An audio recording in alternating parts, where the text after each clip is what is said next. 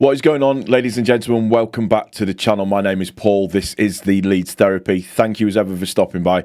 I really do appreciate it. I hope you're doing well.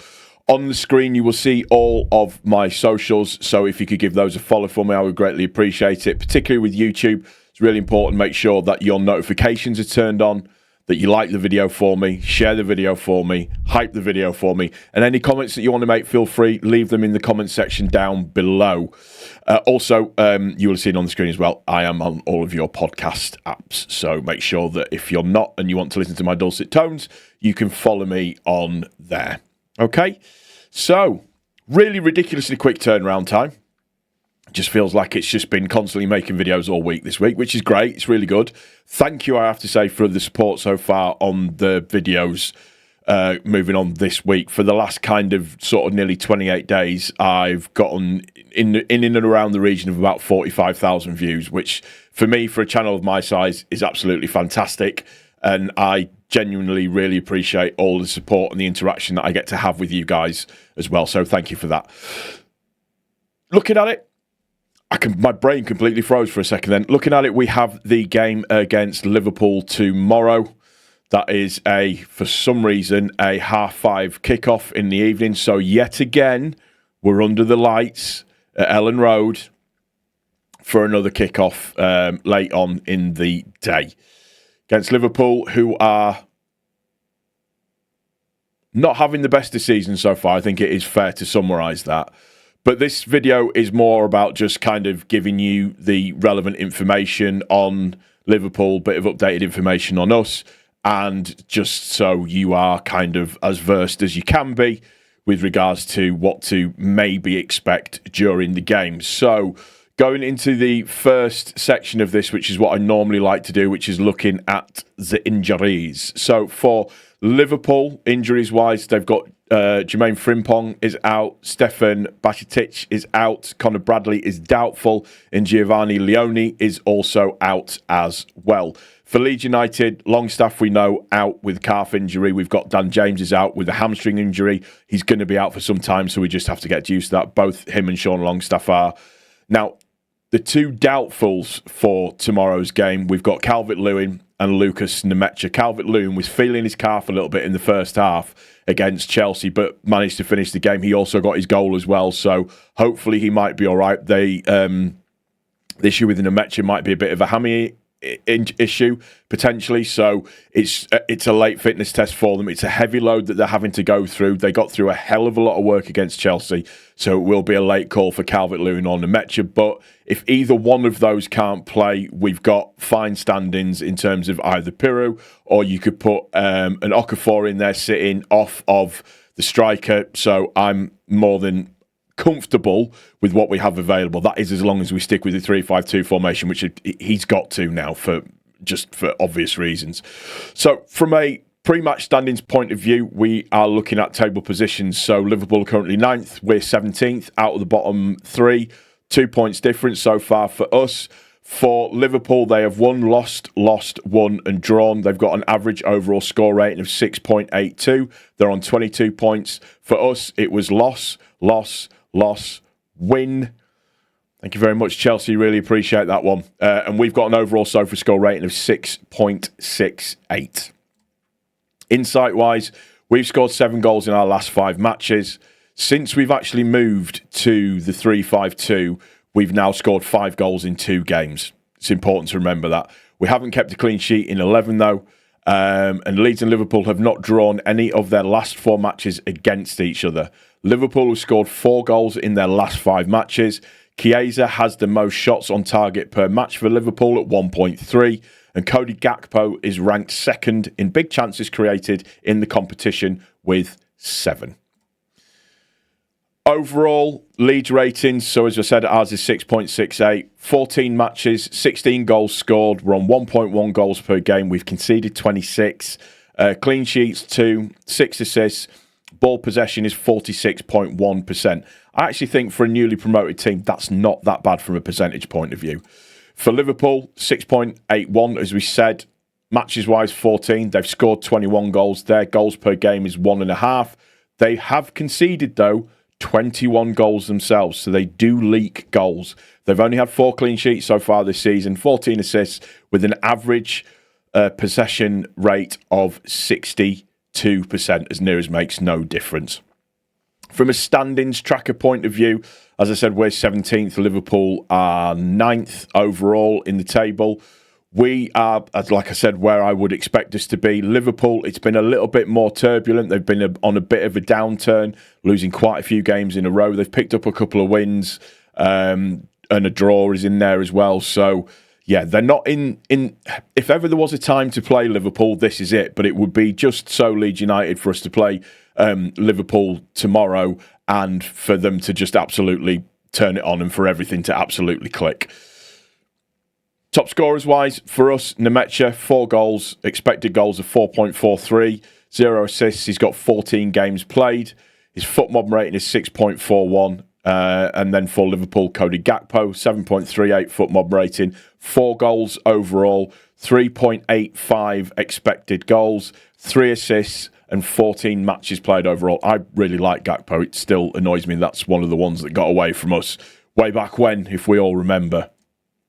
And then overall player ratings for the top 5 players. For us, it's Sean Longstaff. We know he's not going to be probably playing because he's injured. The 6.99, Okafor 6.9, Ethan Ampadu pretty much the 6.9, Aronson with a 6.9 makes the difference, and Anton Stack with a 6.8. I would probably say that 2 you can take out of that would be Longstaff and Aronson. Obviously Longstaff for the injury and Aronson because I don't think he will be starting in a 3-5-2 formation. From a Liverpool point of view, top 5 players, Van Dijk, Gravenbach, Sobozai, Gakpo and Curtis Jones, respectively 7.24, 7.17, 7.08, 7. You can see it on the screen. I don't need to read it all out for you, but that's where they are from a ratings point of view.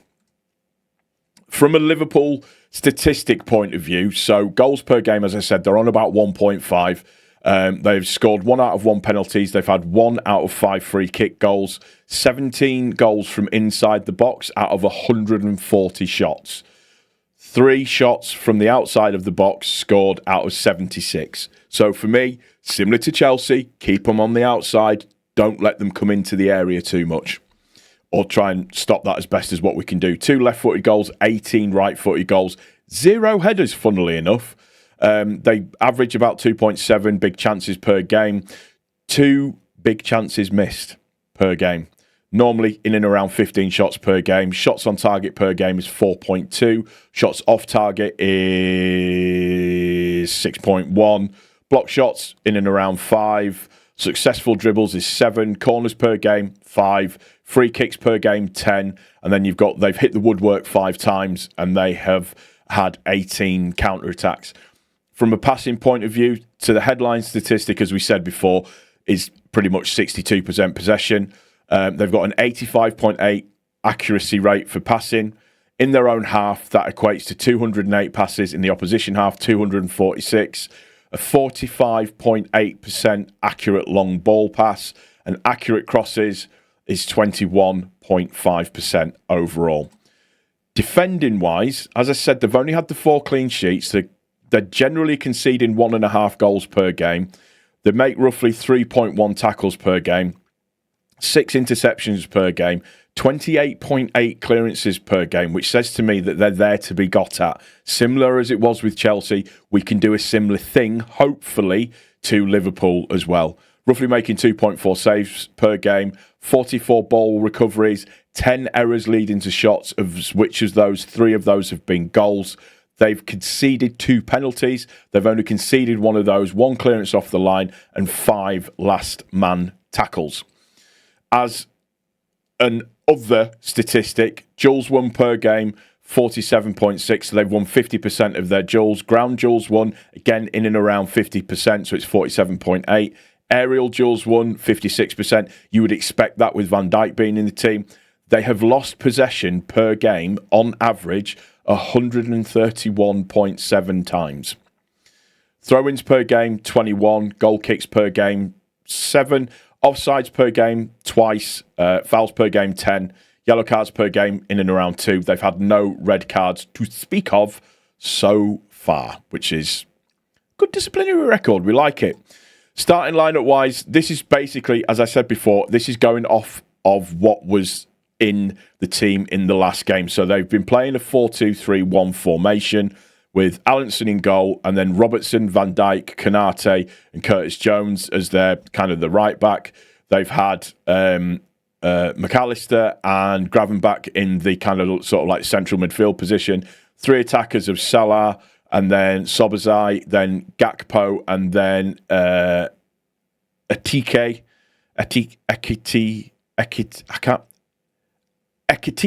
Jesus Christ. What is it with me in names? Ridiculous. Ekitike being up front overall. So that, again, as I said, that is based off of what they played in their last game. For Leeds, I think the starting lineup realistically speaks for itself. As long as everybody's fit, I think the lineup will look as you can see on the screen. For those that might be listening to this, that is going to be Perry in goal, Rodon right of the back three, Biol in the middle, Stroke at the left, and then the midfield 5 of Bogle, Tanaka, Ampadu, Stack, and Goodmanson. So Goodmanson and Bogle being the wing backs. They did get through a hell of a lot of work in the last game, though. And then if they are both available, it will be Calvert-Lewin or Nemecha up top. If only one of them's available, it'll be one of Calvert-Lewin and Nemecha and probably Okafor. If neither of them are available, I can actually see it being Piru and Okafor being up top, which would be very, very interesting overall to see how that works out. So, listen, nobody expected us to get the result against Chelsea. We've got 3 points in the bag. A draw is good enough for us in this scenario to keep us out of the bottom 3, which is the main thing that we want to do, is to stay out of the bottom 3. That's the key thing. The big thing about this particular grouping of games, I know we've got Brentford to come as well, but the big thing about this particular grouping of games was at the end of it was to be outside of the bottom 3. I will snap your hands off for a draw, but I think we'll be going for a win. And again, who knows how it's going to play out? Who knows how tired the lads are going to be? They've got through a hell of a lot of work in terms of recovery time. It's pretty much 48 hours recovery time that they will have had. So it's ice baths. It'll be looking at fitness tests, late fitness tests for certain people. But, you know, anybody in the midfield that can't come in, you've got Gruev that can come in to help out with the midfield side of stuff. We've got James Justin that can step up as well if needed. Bornau is there if needed as well. He does actually exist. I saw him with mine own eyes on Wednesday evening when I was at the ground. So I'm comfortable with the people that we've got to play. It's a case of what Liverpool turns up. And, you know, we can't disregard the fact that they are the champions of the Premier League, current defending champions of the Premier League.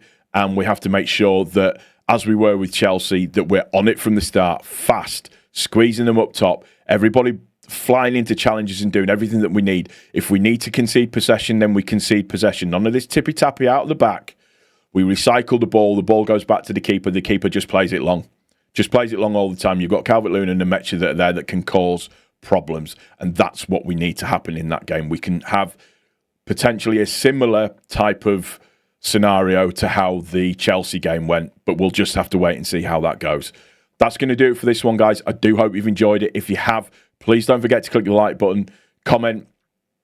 Excuse me. Ooh, got a dry throat then. Comment, make sure your notifications are turned on, hype the video up for me as well. If you're listening to it on podcast, make sure that you're rating it for me. Really, really appreciate that as well.